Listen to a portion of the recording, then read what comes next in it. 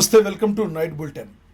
ముఖ్యమంత్రి చంద్రబాబు నాయుడు ఈరోజు data technology భవిష్యత్తును దేశానికి మార్గనిర్దేశకంగా ఉంటుందని బుల్లెట్ ప్రూఫ్గా చెప్పారు. ఆంధ్రప్రదేశ్లో మిత్ర పేరిట 751 పౌర సేవలను వాట్సాప్ ద్వారా అందిస్తున్న ప్రణాళిక వేగంగా అమల్లో ఉందని తెలిపారు. అమెరికాలో సిలికాన్ వ్యాలీ ఉంటే భారతదేశంలో క్వాంటమ్ వ్యాలీ అమరావతిలోని స్థాపనలు నువ్వెత్తున అభివృద్ధి చెందుతున్నాయని ఆయన గర్వంతో పేర్కొన్నారు. ప్రజలకు సాంకేతిక ఆవిష్కరణల ద్వారా సేవలు చేరగలిగే విధంగా ప్రభుత్వం పనిచేస్తుందని, డిజిటల్ మాధ్యమాల ద్వారా పారదర్శకత వేగం పెరుగుతున్నదని సీఎం చంద్రబాబు వ్యాఖ్యానించారు. I focused mainly knowledge economy. Today I can say proudly, Hyderabad is getting highest per capita income. Telangana is getting highest per capita income in the country. Most livable city. Because of technology and also infrastructure. IT professionals have gone all over the world. I am proud to announce today, Indians are earning highest per capita income in the world, any country for that matter. Among Indians, Andhra Pradesh number 1 by contributing 30% of people who are working in IT. Always I am saying, in the world, out of 4 IT professionals, 1 is from India. Among Indians, out of 4, 1 is from Andhra Pradesh, Telugu community. We are proud of them. One public policy has changed total history. Now, we are working Quantum Valley. America is having Silicon Valley. India is having Quantum Valley, that is Amaravati. We started recently with the Government of India support and also IBM, TCS, L&T, they are working together. By January, we are going to join the club of Quantum Valley or quantum computers who are all having, I think 6-7 countries are having quantum computing. One is India, that is from Amaravati. I am very proud to announce that is how we are working. రాష్ట్ర IT పరిశ్రమల శాఖ మంత్రి దుద్దిళ్ల శ్రీధర్ బాబు హైదరాబాద్లో Italy పారిశ్రామికవేత్తలతో సమావేశమై తెలంగాణలోని పెట్టుబడుల అవకాశాలను వివరించారు. ఏరోస్పేస్, డిఫెన్స్ హబ్గా తెలంగాణ రోజు రోజుకు ఎదుగుతున్నందున ఇలాంటి రంగాల్లో పెట్టుబడులకు ప్రత్యేక ప్రోత్సాహం ఉందని ఆయన వివరించారు. భూమి, పరిసర వసతులు, ఫ్యాక్టరీ సెటప్కు సంబంధించిన ఇన్ఫ్రాస్ట్రక్చర్, ట్యాక్స్ ప్రోత్సాహాలు, ప్రముఖ పాలసీ వివరాలు కూడా మంత్రి ప్రకటించారు. విదేశీ పెట్టుబడిదారులకు సరైన భద్రత, అనుకూల పాలన రాష్ట్రం కల్పిస్తుందని, ఇండియా ఇటలీ పారిశ్రామిక సంబంధాలు మరింత బలపడి దేశ రాజ్యాభివృద్ధికి తోడ్పడతాయని ఆయన విశ్వాసాన్ని వ్యక్తం చేశారు.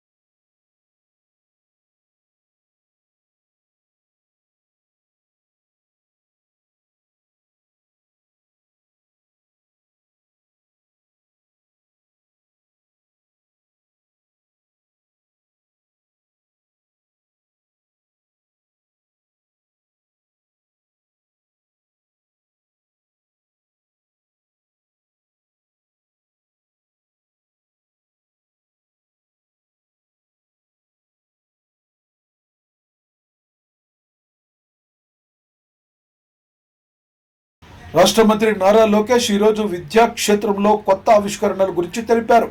ప్రతి లైబ్రరీలో ఏవైనా ముఖ్యమైన పుస్తకాల మిశ్రమం ఎలా ఉండాలో స్పష్టంగా నిర్ణయించి విద్యార్థులు యువతకు అనుకూలంగా చదువు వాతావరణాన్ని రూపొందిస్తామని ఆయన చెప్పారు. నూతన విద్యా విధానం దృష్ట్యా ఈ లైబ్రరీల పరిశోధన క్రియేటివిటీకి కేంద్రంగా ఉండాలని చెప్పారు. డిజిటల్, ఫిజికల్ మిశ్రమ సేవలు ఉండేలా విద్యార్థులకు పనిముట్లుగా ఉపయోగపడే రీసోర్సులు అందజేయాలని ఆయన సూచించారు. స్కూల్, యూనివర్సిటీ, సింహావళి కలిసి లైబ్రరీలను నెట్వర్క్ చేయించి విద్యార్థులు ఎక్కడైనా ఉచితంగా వినియోగించుకునేలా చేయాలన్న దిశగా కార్యాచరణ వేగవంతంగా సాగుతుందని మంత్రి హామీ ఇచ్చారు. అతీతంగా అందరూ వచ్చి కూర్చుని ఒక యాక్టివిటీ కూడా చేసుకునేటట్టు మేము ఆ సెంటర్ని రూపొందిస్తామని గౌరవ సభ్యులకి నేను తెలియజేస్తున్నాను అధ్యక్ష. ఇది కూడా ఒక స్కెడ్యూల్ ప్రకారం చేస్తాం. ఆ ప్లాన్స్ అని సంబంధించిన ఎమ్మెల్యేలకి, ఎంపీలు కూడా మేము షేర్ చేస్తాం. మీరు మీ సూచనలు కూడా ఇవ్వాలని గౌరవ సభ్యులందరూ కూడా నేను తెలియజేస్తున్నాను అధ్యక్ష. మీరు అన్నట్టు పిల్లల్లో ఈ పుస్తకాలు చదవాలనే అలవాటు రావాలి. చిన్న వయసులోనే అలవాటు అవుతే ఈ ఫోన్లకి అన్నిటికీ కొంతవరకు దూరంగా ఉంటారు. ఆపేస్తారు నేను నన్ను, కొంతవరకైనా దూరంగా ఉంటారని బలంగా నమ్ముతున్నాను. అది మా ఇంట్లోనే మేము పాటిస్తున్నాం. దానివల్ల ఎంత మార్పు వచ్చిందో దేవాంశం నేనే చూశాను స్వయంగా. ఇది ఒక ప్యాషన్ సబ్జెక్ట్ నాకు. తప్పనిసరిగా ఇది మేము సీరియస్గా తీసుకుంటాం. రాబోయే 6 నెలల్లో ఈ లైబ్రరీస్లో మార్పు అనేది మీరు చూస్తారు. మంగళగిరి నియోజకవర్గంలో ఒక మోడల్ లైబ్రరీ, ఎందుకంటే నేను కూడా అన్ని 175 నియోజకవర్గాల్లో ఒక మోడల్ లైబ్రరీ కూడా ఉండాలని ఒక నిర్ణయం తీసుకున్నాం. దానికి ఎలా ఉంటే బాగుంటుంది అనేది మంగళగిరిలో మేము ఆల్రెడీ ఏర్పాటు చేస్తున్నాం. ఎండ్కి వచ్చింది వర్క్, అక్టోబర్లో మేము ప్రారంభిస్తాం. దానికి మిమ్మల్ని కూడా పిలుస్తాం అధ్యక్ష. మీ చేతుల మీదుగా ప్రారంభిద్దాం. మీరు కూడా చూసిన ఫీడ్బ్యాక్ ఇవ్వండి. జాగృతి నాయకురాలు కల్వకుంట్ల కవిత గాజుల రామారం ప్రాంతంలో హైడ్రా కూల్చివేతల బాధితులను సందర్శించి వారికి సానుభూతి తెలిపారు. పేద ప్రజలను ఇళ్లు కూల్చివేయడాన్ని ఆమె అన్యాయంగా తెలిపారు. మన్నించి బాధితుల పక్షంలో నిలబడి న్యాయం చేయాలని ఆదేశాలు, హామీలు ఇచ్చారు.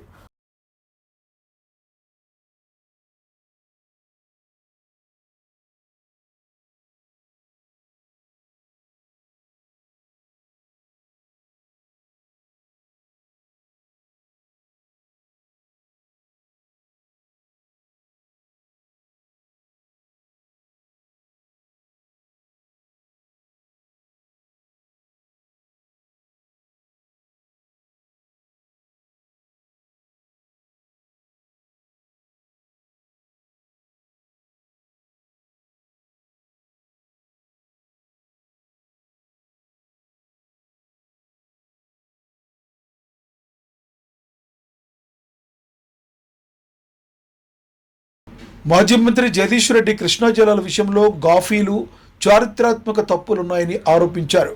2014 క్రితం పరిస్థితులే కార్యక్రమాలు జీవోలో ఏ హయాంలో తీసుకొచ్చామో ఆ విషయాన్ని స్పష్టం చేయాలని ఆయన వెళ్లే దిశగా ప్రశ్నించగా తప్పు బయటకు రావడానికి సిద్ధమని కూడా హెచ్చరించారు. ఈ ప్రక్రియలో ప్రభుత్వాలు, పార్టీలు తీసుకున్న నిర్ణయాలపై ప్రజలకు సమాధానాలు ఉండాలని, న్యాయ సంబంధ పరంగా ఎవరైనా తప్పు చేశారంటే బాధ్యత వహించాలని ఆయన ఆసక్తిని వ్యక్తం చేశారు. నీటి హక్కుల రక్షణ ప్రశ్నగా మిగలకుండా న్యాయ పద్ధతుల ద్వారా నిర్ణయం తీసుకోవాలని పిలుపునిచ్చారు. కాంగ్రెస్ పార్టీ ప్రభుత్వంలోనే ఇది జరిగింది, యూపీఏతోనే ఇది జరిగింది, రీఆర్గనైజేషన్ యాక్ట్ వచ్చినప్పుడే ఇది జరిగింది అని నేను అంటున్నా. ఆ ద్రోహానికి బాధ్యులు మీరే.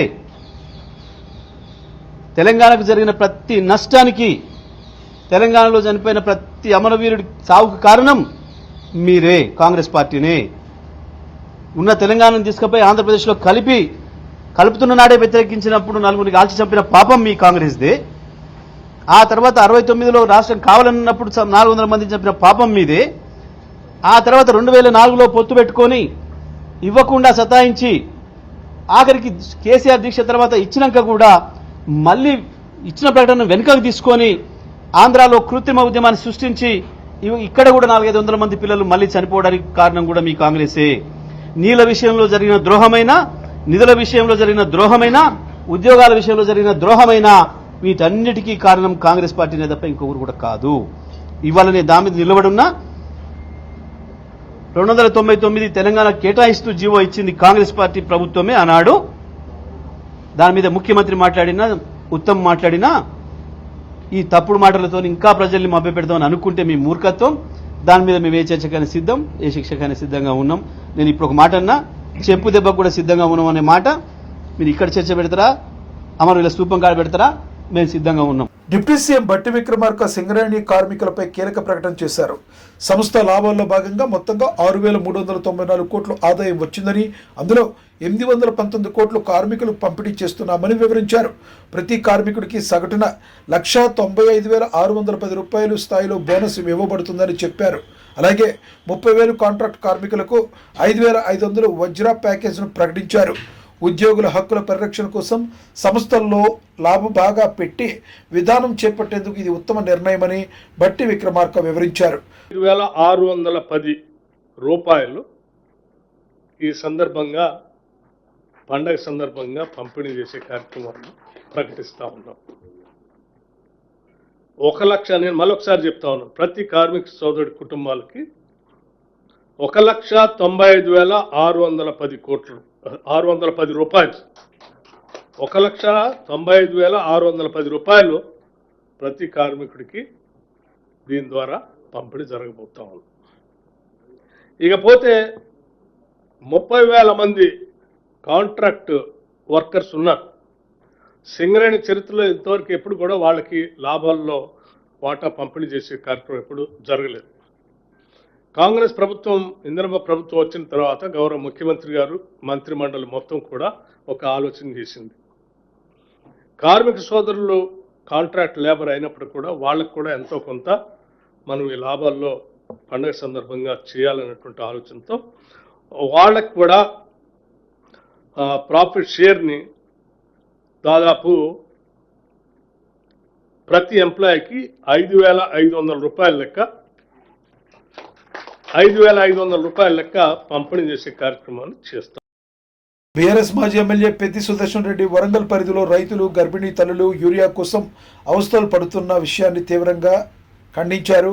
యూరియా కేంద్రం ద్వారా సరఫరా లేకపోవడం వల్ల బ్లాక్ మార్కెట్ ప్రభావం పెరిగింది, పంటలకు నష్టం సంభవిస్తున్నట్లుగా ఆయన తెలిపారు. దాదాపు 250 చోట్ల 500 నుంచి 1000 మంది రైతులు, మహిళలు, పురుషులు, గర్భిణీ స్త్రీలు చంటి బిడ్డలను సంకరెత్తుకొని పాలిస్తూ లైన్లో నిలబడి సొమసిల్లిపోయినటువంటి ఆడతల్లులు క్యూలో నిలబడ్డారు. మీ నిర్వాహకం వల్ల, మీ చిల్లర చేష్టల వల్ల, పరిపక్వత లేని పరిపాలన విధానాల వల్ల ఇలా రైతులందరూ కూడా యూరియా కోసం ఎదురు చూస్తూ ఉన్నారు. ఇవాళ ఒకే రోజు పొద్దున్నుంచి మా మండల పార్టీ నాయకులతో మాట్లాడితే 250 చోట్ల క్యూ లైన్లో నిలబడ్డారు. ఇవాళ వరంగల్ ఉమ్మడి జిల్లాలో దాదాపుగా 1,50,000 మంది పైచిలకు రైతులు ఇలా క్యూ లైన్లో నిలబడ్డారు. రాష్ట్ర వ్యాప్తంగా రోజు 15 లక్షల మంది నుంచి 20 లక్షల మంది రైతులు క్యూ లైన్లో నిలబడతా ఉన్నారు. మీ నిర్వాహకం వల్ల ఇలా యూరియా సకాలంలో అందించలేదు. దానివల్ల పంటలన్నీ ఎర్రబడిపోయి మొక్కజొన్న దెబ్బతిన్నది, వరి పంట ఎదుగుదల లేదు, పుట్టకొచ్చే దశలో వరి పంట అది పూర్తిగా నిలబడిపోయింది, ఎదిగే పరిస్థితి లేదు. అదే కాకుండా పత్తి దిగుబడి భారీగా పడిపోయేటువంటి ప్రమాదం ఉన్నది. ఈ 3 పంటలకు ప్రధానంగా నష్టం జరుగుతూ ఉన్నది. పంచాయతీరాజ్ శాఖ మంత్రి సీతక్క సమ్మక్క సారాలమ్మ దేవాలయం కమాండ్ కంట్రోల్ రూమ్ మరియు పరిసర ప్రాంతాల ఏర్పాట్లను పకడ్బందీగా పరిశీలించారు. ముఖ్యమంత్రి రేవంత్ రెడ్డి రేపు వెళ్లబోయే నేపథ్యంలో భక్తుల సౌకర్యం, భద్రతా ఏర్పాట్లు, వైద్య సేవలు, రహదారి, ట్రాఫిక్ ప్లాన్లపై అధికారులను స్పష్ట సూచనలు ఇచ్చారు. ప్రత్యేకంగా మహాజాతరలో అదనపు ఏర్పాట్లు, కొరతలను కప్పే ట్రిప్పు ఇంటెలిజెన్స్ ఏర్పాట్లు ఫలవంతంగా ఉండేలా పర్యవేక్షణ చేయాలని మంత్రి ఆదేశించారు. భక్తుల కోసం ప్రతి సేవ నిర్ధారించబడేలా డ్యూటీలు కట్టడం అంటే ప్రాధాన్యమని ఆమె హైలైట్ చేశారు. 2,000 మంది వరకు ఇక్కడ వర్కర్స్ పెట్టి పనిచేయించాలనేది వాళ్ళు అనుకుంటున్నారు.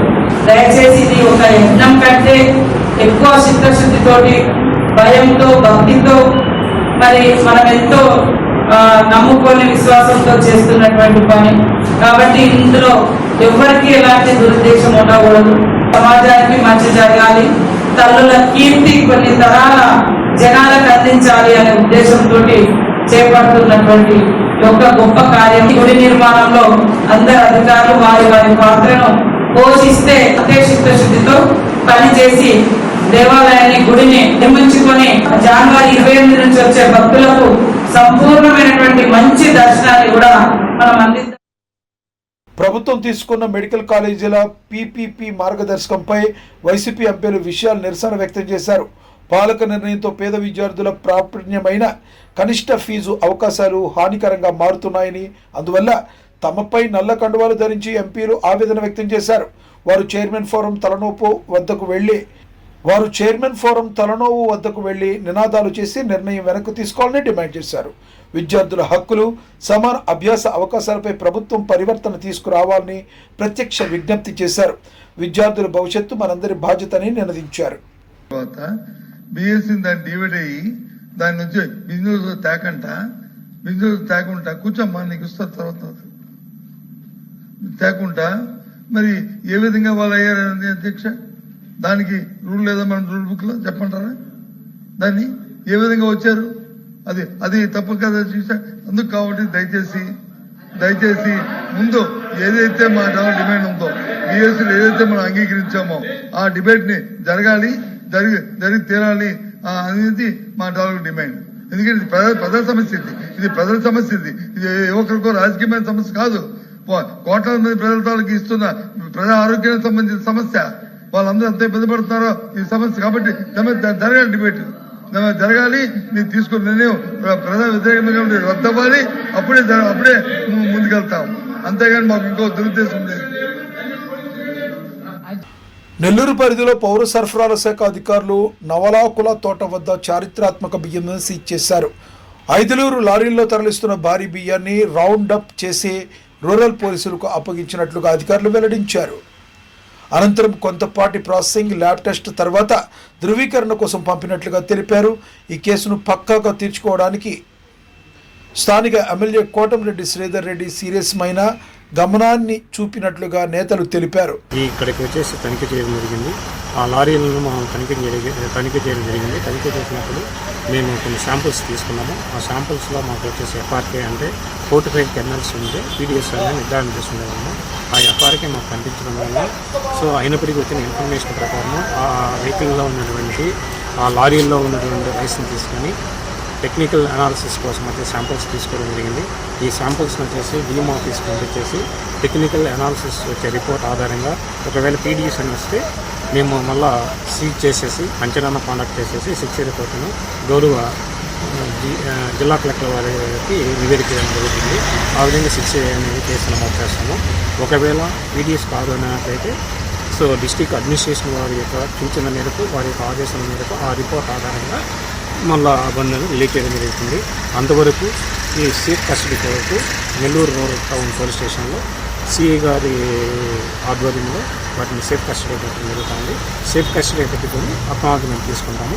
రేపు మార్నింగ్ దీన్ని సివిల్ సప్లైస్ శాంపిల్స్ పంపించి టెస్ట్ నిర్ధారణ అయిన తర్వాత ఆ బండ్లను పంపించడం జరుగుతుంది. ఆ టెస్ట్ అది కూడా జేసీ గారు అదేవిధంగా డిఎస్ఓ గారు ఆదేశం మాత్రమే ఆ బండ్లను రిలీజ్ చేయడం జరుగుతుంది. మొత్తం ఎన్ని వెహికల్స్ సార్? మొత్తం 5 వెహికల్స్ అండి సార్. సుమారు ఎన్ని కేజీలు ఉంటాయి సార్? 150 మొత్తం వచ్చేసి ఒక్కొక్క లారీలో సుమారుగా ఒక 30 టన్నులు ఉండొచ్చు. సో ఆ విధంగా 5 లారీలు ఇచ్చి 150 టన్నులు. మొత్తం 12 లారీల ఇన్ఫర్మేషన్ వచ్చింది సార్. మాకైతే రాలేదండి. మేము వచ్చినప్పుడు ఇక్కడ చూసినప్పుడు కూడా మేము ఇమీడియట్గా మా ఆధ్వర్యంలో అదేవిధంగా ప్రెస్ పర్సన్స్ కూడా వచ్చారు, సాక్షులు సంబంధించి తర్వాత వేరే పర్సన్ ఏదో కూడా వచ్చారు. వాళ్ళ సమక్షంలోనే మేము చూడడం జరిగింది. మాకు వచ్చిన ఇన్ఫర్మేషన్ ప్రకారం ఇమీడియట్గా మేము ఇక్కడ రావడం జరిగింది. ఇక్కడ వచ్చినప్పుడు ఆ లారీలు మాత్రమే గమనించాం. యాక్చువల్గా 2 లారీలకు సంబంధించిన ఇన్ఫర్మేషన్ మాకు వచ్చింది. ఆ 2 లారీలు అదే కాకుండా ఆ 2 లారీలతో పాటు ఉన్న లారీలను కూడా మేము చెక్ చేయడం జరిగింది. సార్ ఇది ఎక్కడి నుంచి ఎక్కడికి వెళ్తున్నాయి సార్ ఈ లారీలు? సో ఇవి వచ్చేసి మాకున్న బిల్లుల ప్రకారం వచ్చేసి ఇవి చెన్నైకి బయలుదేరుతున్నాయి. చెన్నైకి ఇవి వచ్చేసి ఏదైతే ప్రకాశం జిల్లాలోనే నుంచి బెస్తవారిపేట నుంచి వస్తున్నాయి అనేసి బిల్లులు ఉన్నాయి. సో వాటిని కూడా మేము జిల్లా డిస్ట్రిక్ట్ అడ్మినిస్ట్రేషన్ ఆదేశించినట్టు మేము చేస్తాము. న్యూయార్క్లో డాక్టర్ కేఏ పాల్ యుద్ధాలను ఆపడంపై ఐక్యరాజ్య సమితి ప్రముఖులతో చర్చలు జరుపుతున్న సమాచారం అర్థమైందని సమాచారం. సమకాలీన అంతర్జాతీయ విధానాల్లో శాంతి, ద్విపక్షీయుల చర్చల్లో ప్రోత్సహించే ప్రయత్నాల్లో ఆయన భాగస్వాములుగా ఉన్నట్లుగా తెలుస్తుంది. డిప్లొమసీ రంగంలో భారత్ ప్రపంచం ద్వారా మధ్యస్థత్వం కోసం ఇలాంటి చర్చలు ప్రస్తుతం అత్యవసరమని వర్గాలు అభిప్రాయపడ్డాయి. ఈ చర్చలు భవిష్యత్తులో స్థానిక సంక్షేమం, శాంతి విధానాలపై ప్రభావశీలం కావచ్చని విశ్లేషకులు అంటున్నారు. Major wars taking place. 2 more wars added. Trillions of dollars wasted. Millions of people are dying. Presidents and prime ministers, most of them are sleeping, eating in 5-star hotel. More than 2 billion starving to death. 2 billion without clean water. That is why today I want to thank all the presidents and prime ministers who supported me during my call against the wars. I also want to thank those world leaders and world media who is still talking about what's happening in Gaza, what's happening in Yemen. We must stop, whether it is a war between Israel and Hamas, Israel and Iran, or Russia and Ukraine. I didn't invite President Trump for this summit. Why? Truly speaking, he said he would stop the war within 24 hours if he became the president. And it's been almost 9 months since he was president. More people are dying in Russia and Ukraine today. Country after country is falling. Talk is cheap. Giving lectures at the UN is not reasonable. Doing peace, like today, we are feeding the poor, homeless. Doing the work of God, the will of God. Yes, Satan will attack us from various ways. God is God of miracles. Join with me for peace. From New York today, I am calling upon the whole world, to the nations. Governments, most of them are corrupt. We need good leaders, good ministers, good governance who care for poor, the needy, widows, orphans, and the mission. Yes, Satan is a liar. Satan came to steal and kill, but God came to save which was lost. So join with me to save, help the poorest of the poor, the 2 billion who are dying and suffering without clean water, food, home, shelter.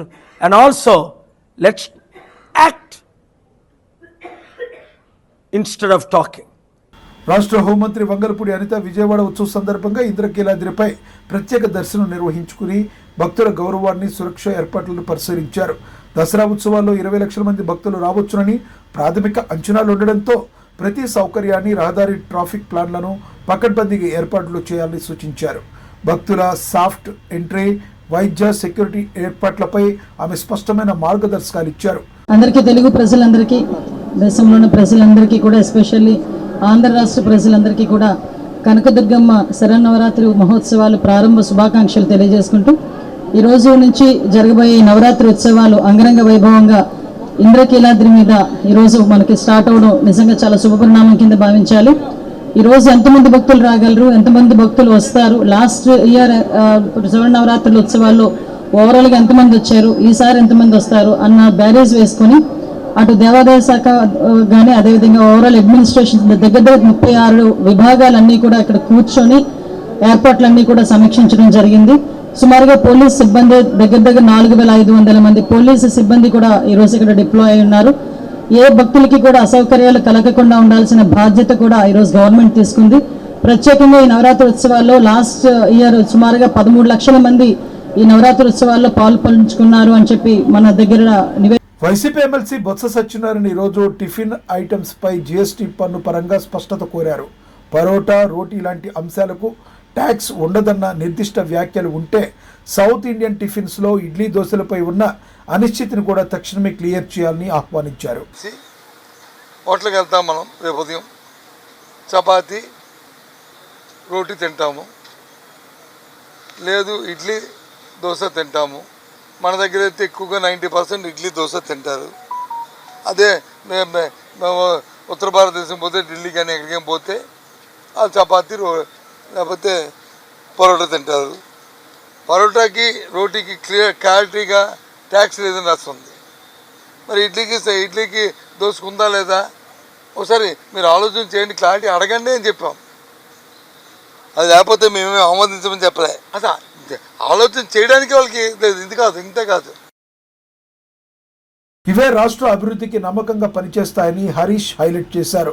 పథకాలకు అవసరమైన నర్సరీలు ఏర్పాటు చేసి రైతులకు మొక్కలు అందించడం వంటి సామాన్య ప్రాజెక్టులను ప్రజలు పాలిటిక్స్కు వాడటం సరికాదని ఆయన ఆవేదన వ్యక్తం చేశారు. జేబులో కట్టెలు పెట్టుకొని తిరుగుతారు ఇక కాంగ్రెస్ వాళ్ళు. ఇక యాడ ఉంటాడో రిబ్బన్ కత్తిరిస్తుడే, పెట్టుడు లేదు కట్టుడు లేదు కానీ రిబ్బన్ మాత్రం కత్తిరిస్తురు. ఇదోటి కొత్త కథ మోపోయింది. వీడికి వస్తారట్టు ఇంకా వచ్చి రిబ్బన్ కత్తిరిస్తాం ఇక అంత మేమే మోసినట్టే, ఇక బరువు మోసినట్టే. ఇది ఎవరు పెట్టించిర్రు, ఎవరు దండాడినరు, అసలు ఈ నీళ్ళు ఎట్లా వచ్చినాయి, ఆ చెక్ డ్యామ్లు ఎట్లా కట్టినరు, ఆ చెరువులు ఎట్లా అయినాయి, కాళేశ్వరం నీళ్ళు ఇడికి ఎట్లా ముట్టినాయి, ఈ నర్సరీలు ములుక్ కాడ ఒక నర్సరీ పెట్టినాం, రంగనాయక్ సాగర్ కాడ ఒక నర్సరీ పెట్టినాం, ఈ హుస్నాబాద్ కాడ ఒక నర్సరీ పెట్టినాం. ఆయిల్ పామ్ మొక్కలు పెంచడానికి కూడా 3 నర్సరీలు పెట్టి తండ్లాడి మొక్కలు పెంచి రైతులకు ఇచ్చి దీన్ని అంత చేసి పెడితే ఇక మేము తిరిగి వస్తామన్నట్టు వచ్చింది. ఈ రకంగా జరుగుతూ ఉంది. ఏమంటే మంత్రి పొన్నం ప్రభాకర్ అమెరికాలోని దౌత్య వ్యవహారాలపై పార్టీ స్థాయిలో అసంతృప్తి వ్యక్తం చేశారు. విదేశాల్లో చదువు ఉద్యోగాల కోసం ఉన్న నిబంధనలు తరచూ ఆటంకంగా మారుతున్నాయి. దీని కారణంగా టెక్ పటిష్ఠులైన మన రాష్ట్ర వాసులు కూడా పనుల కోసం ఇబ్బంది పడుతున్నారని అన్నారు. విదేశాల్లో ఉన్న తెలంగాణీయులు ఇక్కడ పెట్టుబడులు పెట్టేలా ప్రోత్సహించడం రాష్ట్రాభివృద్ధికి కీలకం. దీనికోసం ప్రభుత్వ అనుకూల వాతావరణాన్ని సృష్టించాలని ఆయన సూచించారు. అమెరికా దేశానికి సంబంధించినటువంటి నియమ నిబంధనలు మనం పోవాలనుకునే విద్యార్థులకు ఆటంగా కలుగుతోంది.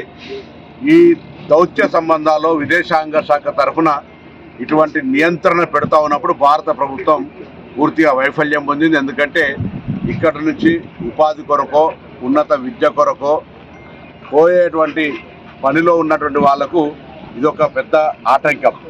నేను ఈ సందర్భంగా తెలంగాణ బిడ్డలందరికీ అమెరికాలో లేదా విదేశాల్లో ఉన్నటువంటి వాళ్ళ యొక్క తెలివంతులు, ఉదాహరణకు మన దేశానికి సంబంధించిన 100 మంది సీఓలు బయట దేశాల్లో ఉన్నారు. వాళ్ళ తెలివిని ఇక్కడ పెట్టి ప్రభుత్వాలు మీకు కూడా ఎర్ర కార్పెట్ వేసి ఇక్కడ ఆహ్వానం పలకడానికి సిద్ధంగా ఉన్నాయి. వేరే దేశాలలోనూ ఇన్వెస్ట్మెంట్ చేయమని కంటే మీరు వేరే దేశాల్లో ఇన్వెస్ట్ చేసిన అమౌంట్ అంతా తెచ్చి ప్రభుత్వం మీకు సానుకూలంగా పాలసీ తయారు చేసే ప్రయత్నం జరుగుతుంది. తప్పకుండా విదేశాల్లో ఉన్న వాళ్ళంతా కూడా వచ్చి ఈ తెలంగాణ రాష్ట్రంలో పెట్టుబడులు పెట్టి గ్రామీణ ప్రాంతాల్లో సెకండ్ టైర్ అంతా హైదరాబాద్ చుట్టే కాకుండా ఇటువంటి ప్రాంతాల్లో మేము ఇక్కడ రేపొద్దున ఇండస్ట్రియల్ ఎస్టేట్ ఏర్పాటు చేస్తానో లేకపోతే ఇతర రకరకాలుగా గ్రామీణ ప్రాంతాలకు విస్తరణ జరిగే విధంగా పారిశ్రామికరణ చేస్తూ ఇతర సాంకేతిక పరమైనటువంటి అభివృద్ధిని చేయాలని ఈ యొక్క పరిస్థితులలో విదేశాల్లో ఉన్నటువంటి తెలంగాణ బిడ్డలందరికీ విజ్ఞప్తి చేస్తా ఉన్నాం. అప్డేట్స్ చూస్తూనే ఉండండి. మరో బులెటిన్లో కలుద్దాం. నమస్తే.